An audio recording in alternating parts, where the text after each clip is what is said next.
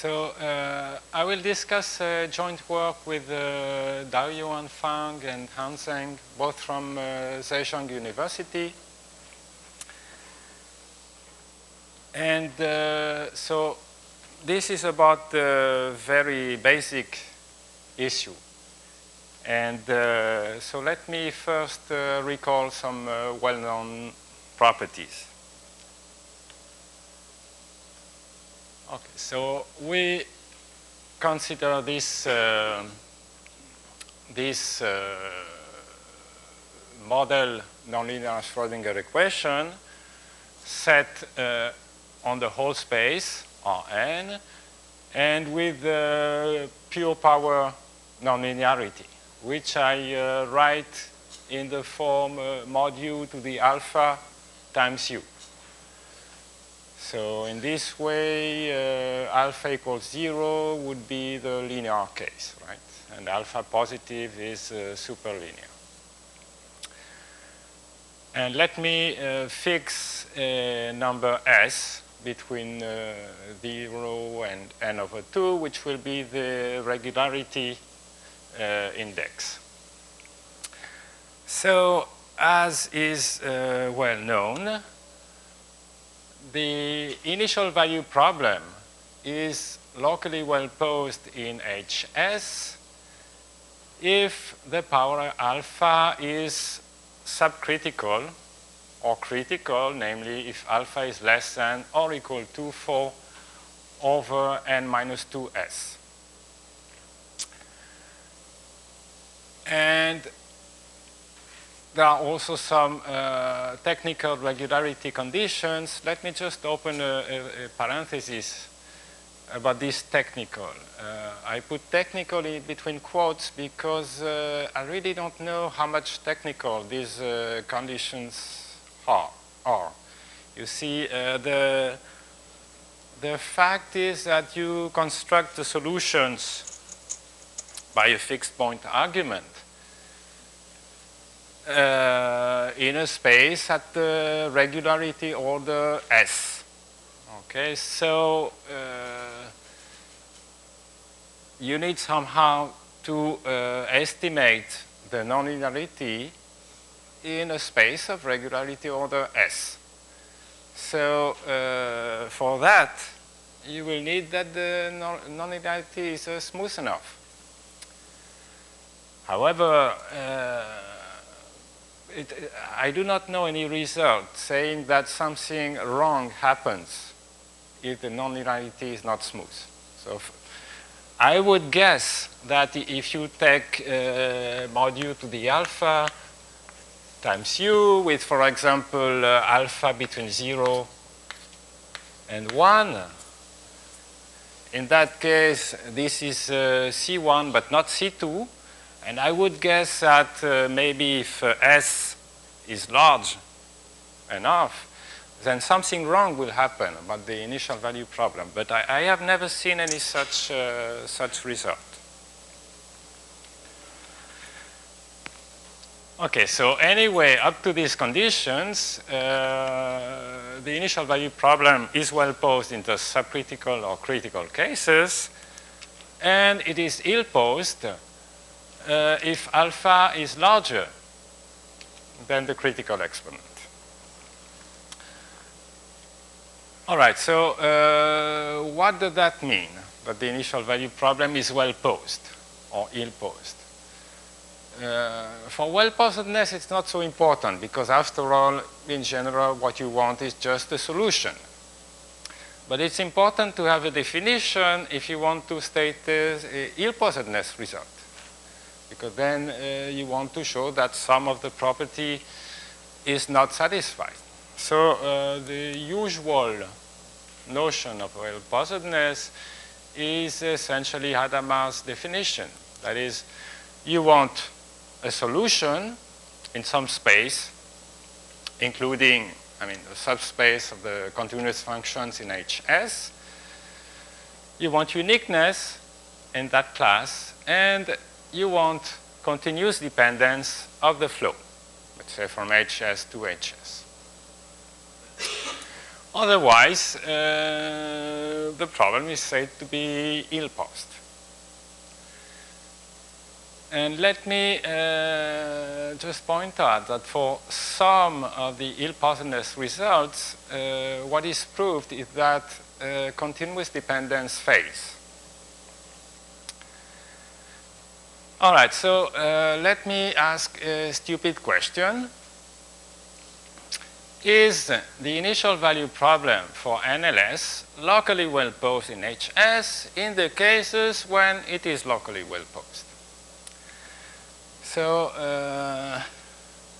what do I mean? Well, I said informally that the initial value problem is well posed in the subcritical case, but now we have a definition, and so it makes sense to ask this question.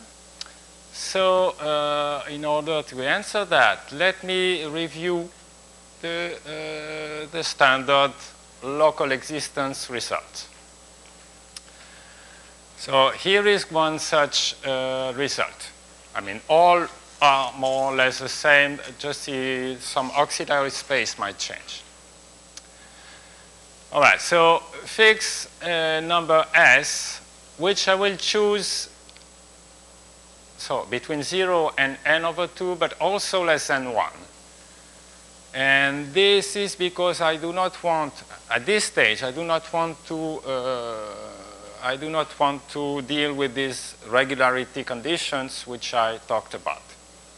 But then for what we'll do later, it is also important that S is less than 1. Okay, so fix a power alpha less than or equal to 4 over n minus 2s, and define these two numbers. Then what is well known is that given an initial value in HS, there exists a positive time which depends on the initial value and a solution in this class. Continuous functions in HS intersect L gamma, well gamma is that, of 0t with values in these base of spaces, Bs rho 2. Doesn't matter at this stage what it is. And the solution is unique in that class. And as for dependence, continuous dependence, what is known is that if a sequence phi n converges to phi in HS, and if I call un and u the corresponding solutions, then un goes to u in C of 0t HS minus epsilon intersect L gamma Bs minus epsilon rho 2 for all epsilon positive. So this is not continuous dependence in the sense of the well-posedness definition. Okay, just a few comments on that. Result is that, first of all, this is one among many possible choices of an auxiliary space, which serves basically two purposes. The first one is that it ensures that the equation makes sense, because for a function, continuous function with values in HS, it's not immediate that the notion of solution makes sense.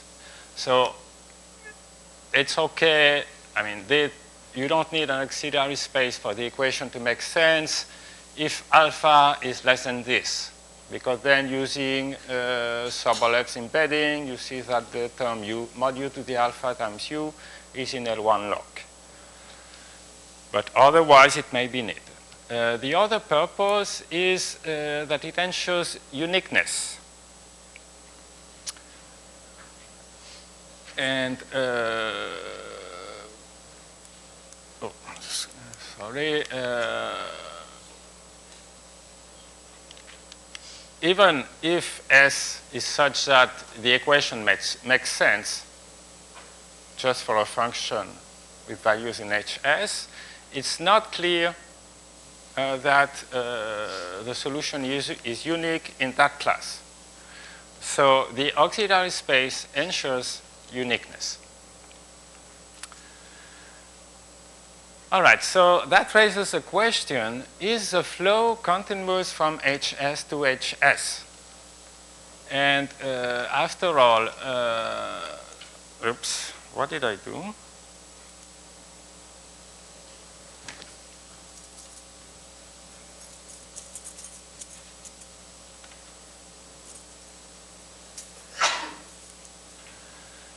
After all, solutions are constructed by a fixed point argument, so the flow should be Lipschitz.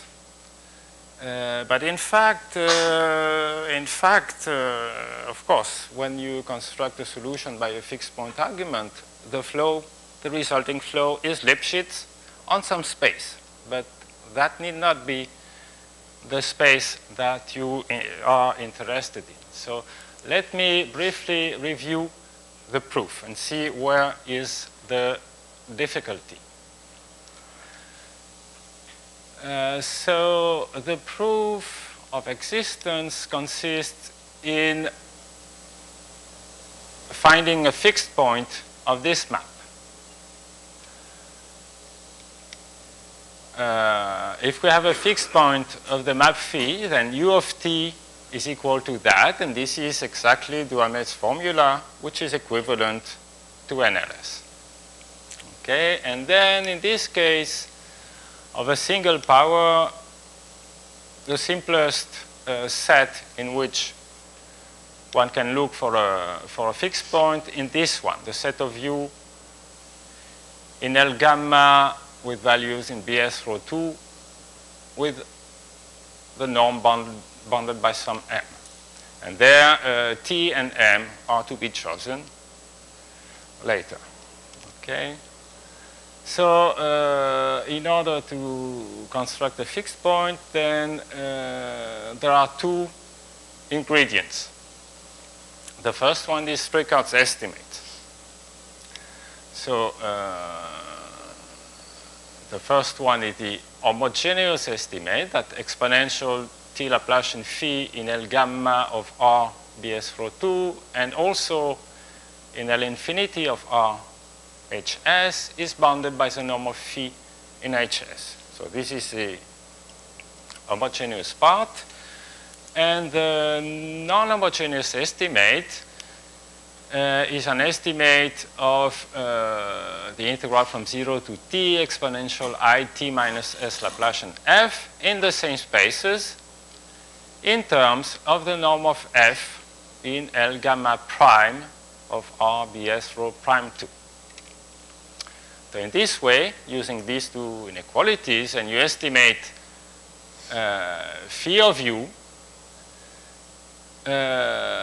So again, phi is a map of which we want to find a fixed point. You estimate phi of u, in particular in this space, by the linear part and the non-homogeneous part. And then, of course, at this stage, you need to estimate this in that Bezos space. So you need a nonlinear estimate. And the nonlinear estimate is this one. Okay, that the norm of mod u to the alpha u in BS rho prime 2 is bounded by a constant times the norm of u BS rho 2 to the alpha plus 1. So there are many ways of proving that, but here we assume that s is less than 1.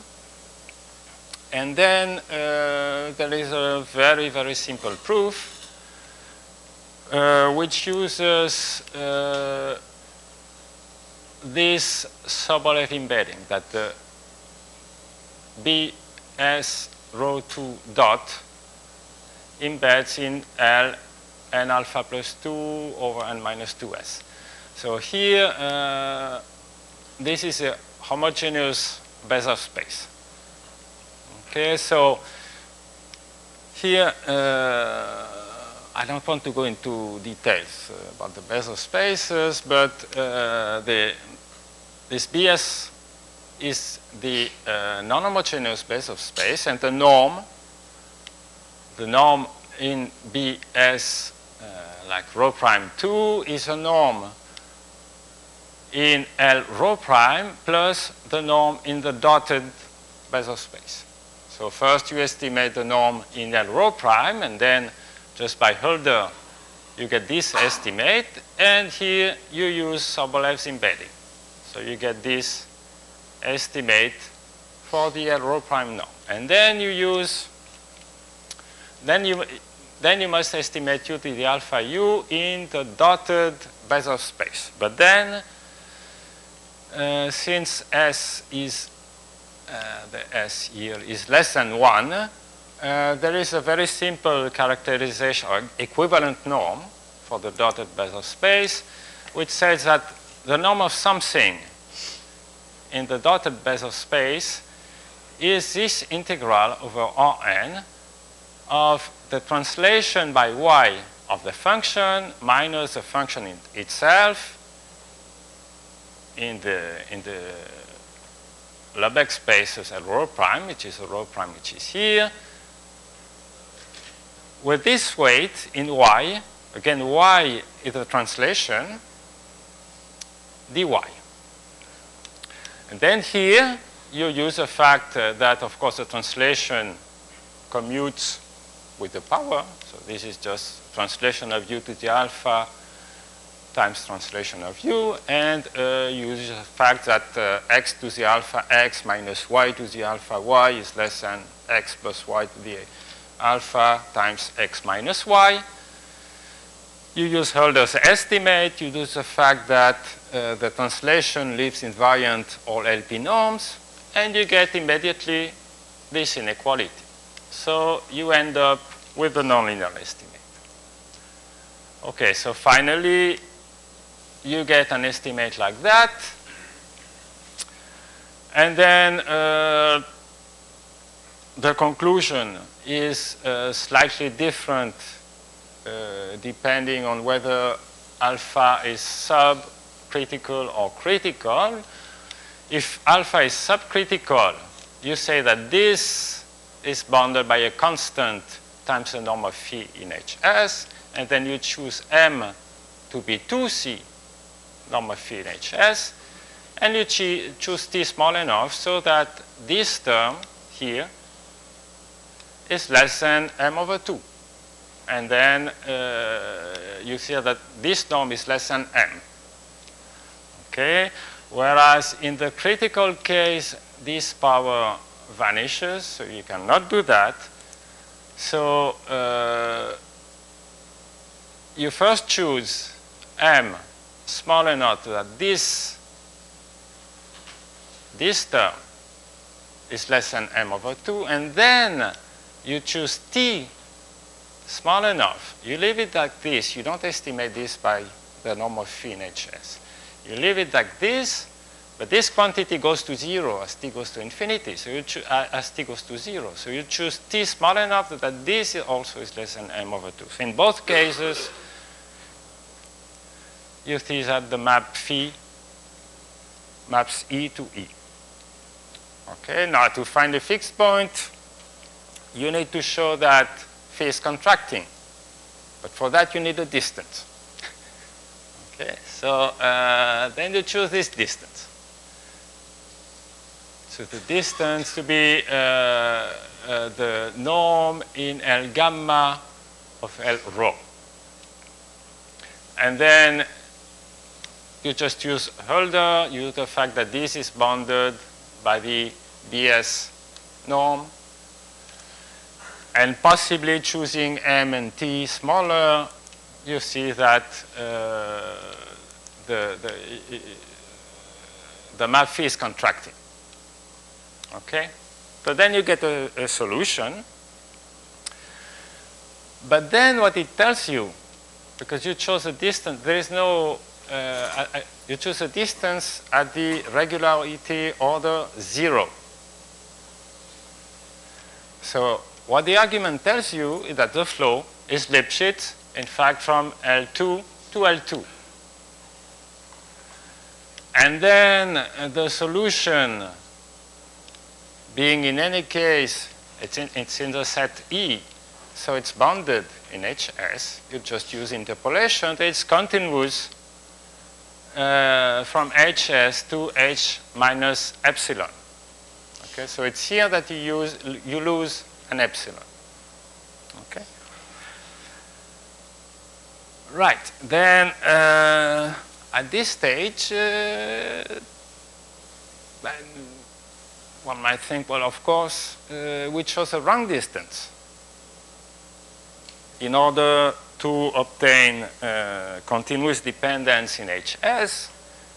We must choose a distance which involves the BS norm.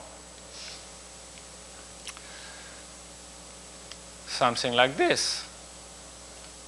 Yes, but then we must show that the map phi is contracting for that distance. And so we can mimic what we did for the L rho distance, and then, excuse me, what? O que aconteceu? Você está apertando esse botão aqui, fica à esquerda. É só voltar no Ctrl L. E apertei o quê? Apertou esse. Ah, bom, obrigado.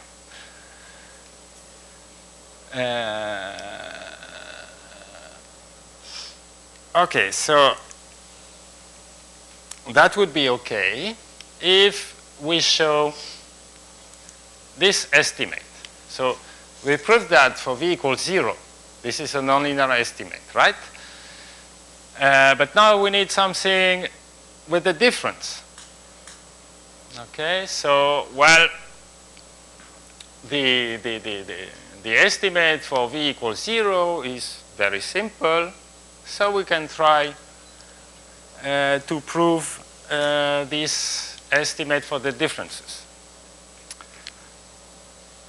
Or else we can be lazy and find a good excuse. And so I don't know about you, but I'm lazy, and I do have an excellent excuse for not doing that calculation. And the excuse is, well, it's the best of all excuses, is that this inequality is false. Well, it's false in general. Of course, there are some cases when it is correct. But in general, it is false. And, well, to be honest, I did not check that it is false. What I did check, though, is that it is false at least for s equals 1. Okay, in fact, so for s equals 1, it's just a gradient estimate. And there is no inequality of that form, no matter what P, Q, and R are. And the reason is that, you see, for, so assume that U and V are real valued, for example. Then the gradient of mod U to the alpha U is mod U, or alpha plus 1 mod U to the alpha grad U. And then if you write this difference, you can write it as a sum of two terms. The first one being alpha plus 1 mod U to the alpha grad U minus V, which is very good. This is a Lipschitz term. That's perfect.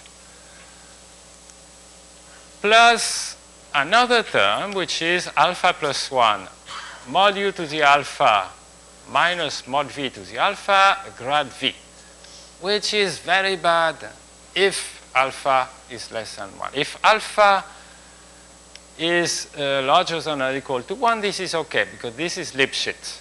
So you can estimate this by mod U minus V. Whereas if alpha is less than 1, this is very bad. So typically, this is very bad, like if U is small and V is 0, right? But then if V is 0, grad V is 0. But this is also very bad if U is small and V is very small and grad V is not small.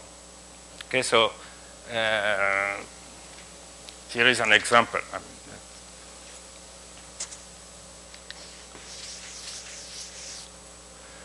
So you take an epsilon positive, okay, and take the function V like non-negative, radially symmetric with a support in the ball of radius 1, and V something like that, which is, so it's radial.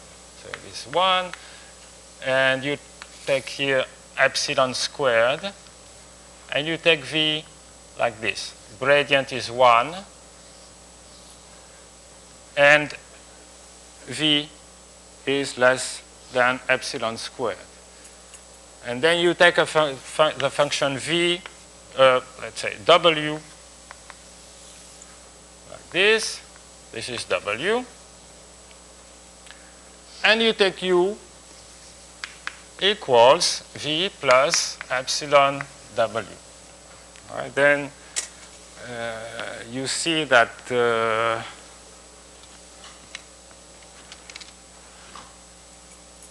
so this is 1 on the unit ball, and this is like epsilon to the alpha. Okay, so you will see that this LP norm is like epsilon to the alpha, whereas U minus V is epsilon. Okay, so this inequality fails. So that does not mean that the map is not contracting. That even less means that the flow is not Lipschitz.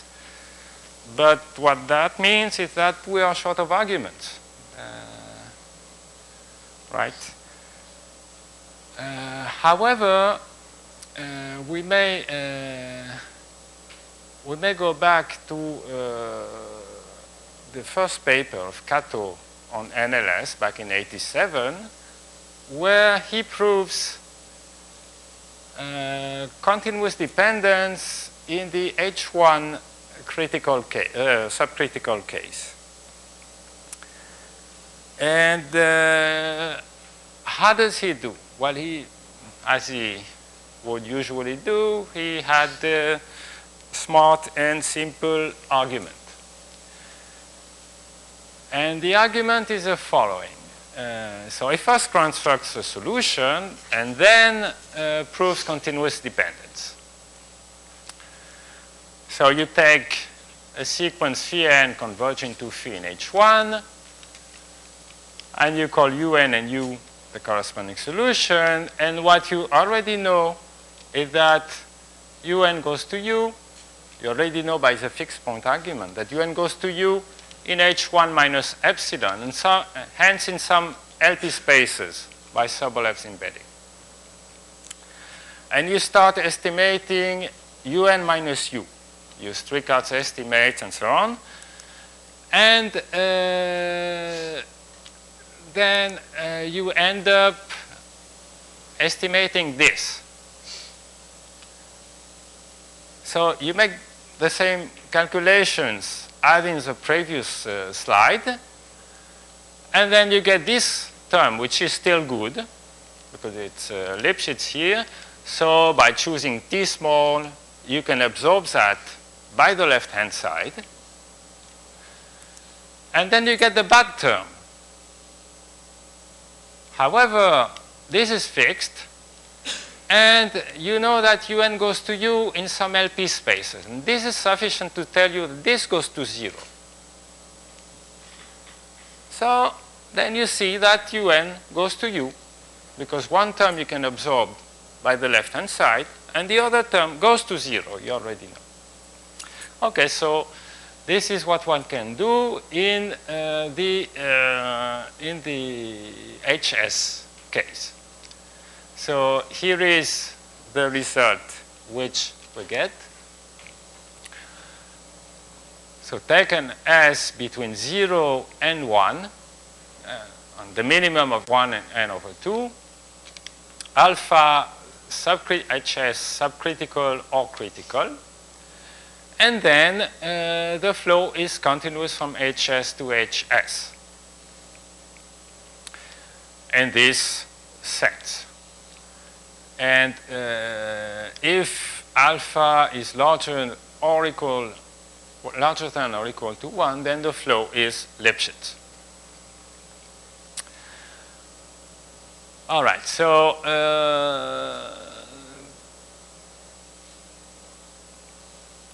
we just need to show continuous dependence, and with Kato's argument, this amounts in showing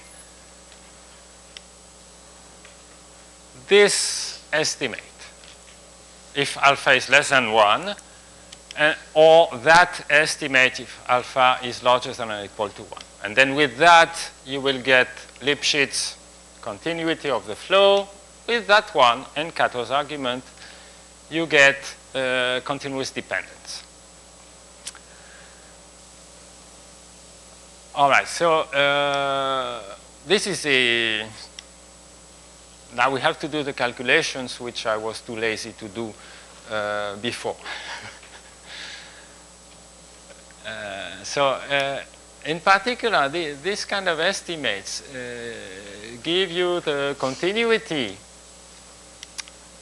of this map from this Bezos space to that Bezos space. All right? And strangely enough, you see there is an extensive literature about superposition operator on Bezos spaces. And so when we saw that we needed some continuity estimate in Bezos spaces, I asked the specialist of these questions whether there were such results available. And in fact, there are very few results about continuity of superposition operator in Bezos spaces. In particular, there was nothing that we could use to prove such estimate. So we had to do it by hand. And in fact, the proof is extremely simple, almost as simple as the estimate with p equals 0. But it's simple if you start in the right direction.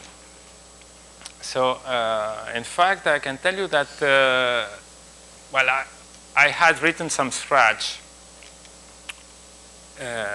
some calculations in order to show that, and I thought that eventually this would lead to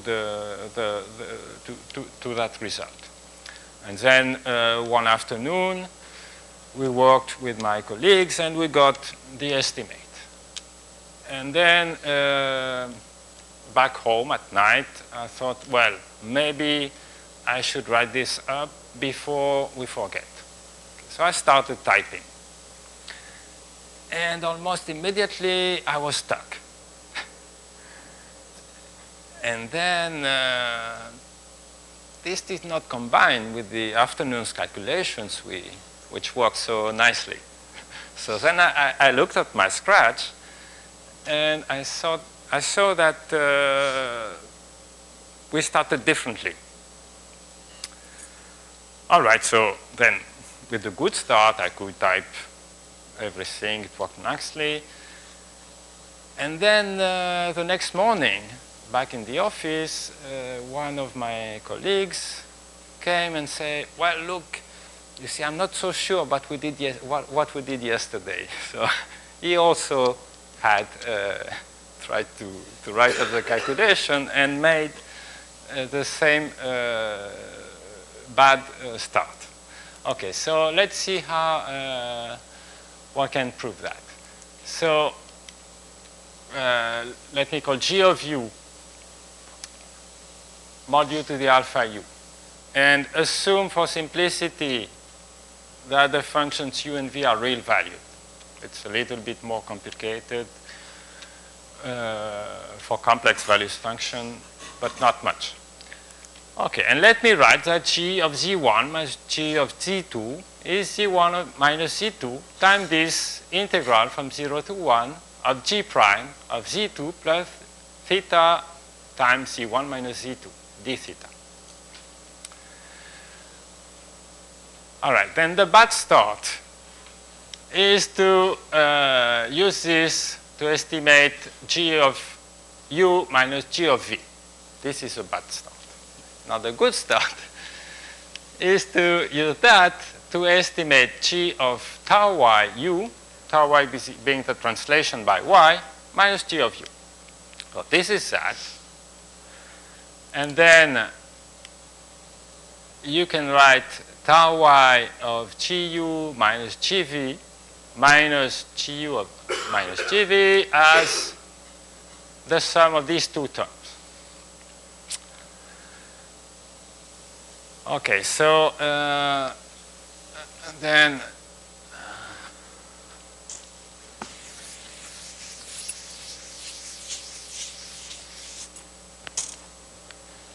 so again, g prime of u is something like u to the alpha.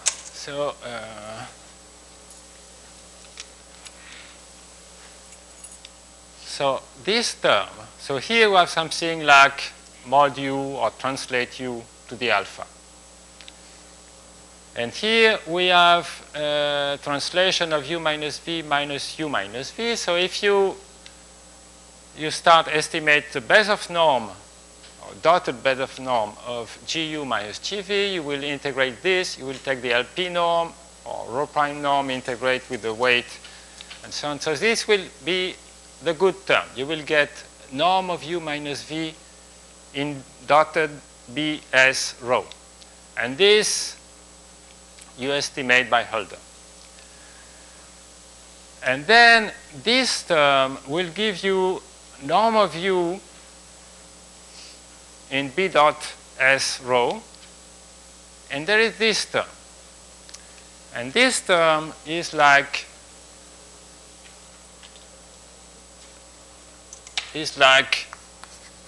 u to the alpha minus, or say, w to the alpha minus z to the alpha, which you estimate by, well, depending. If alpha is larger than 1, then you estimate this by w to the alpha minus 1 plus z to the alpha minus 1,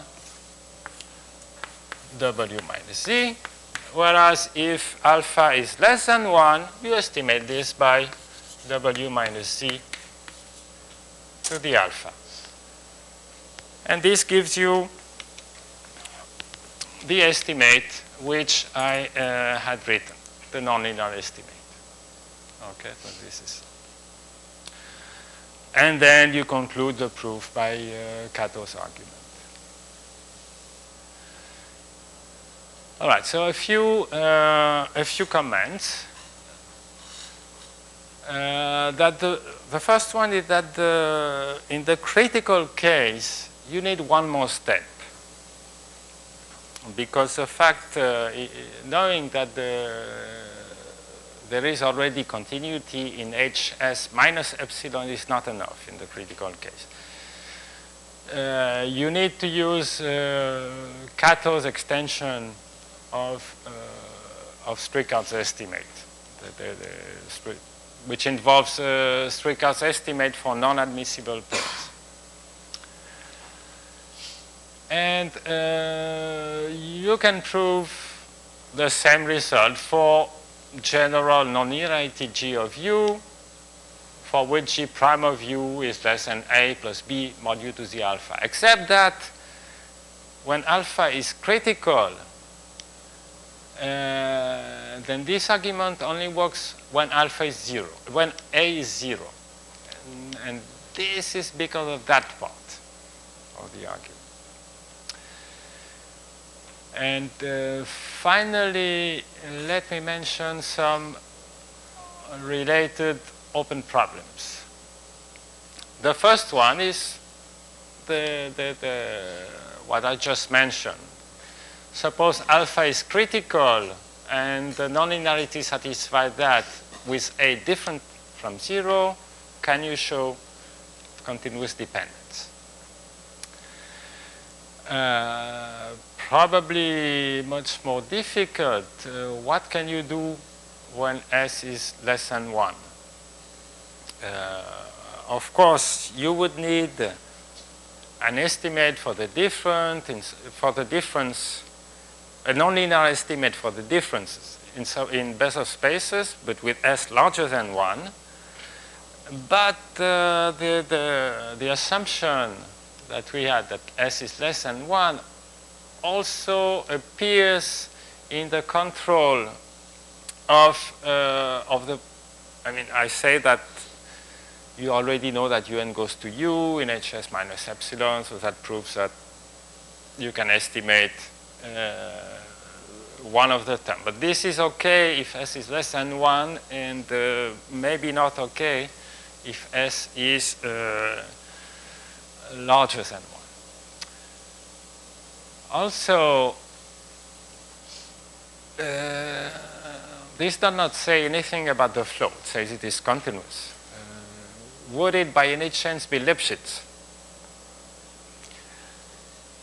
Or if not, would it be Hölder? Because you see, what you can show is that what follows from these estimates is that the map phi is Hölder. But that does not imply, or at least I do not see how it would imply that the flow itself is Hölder.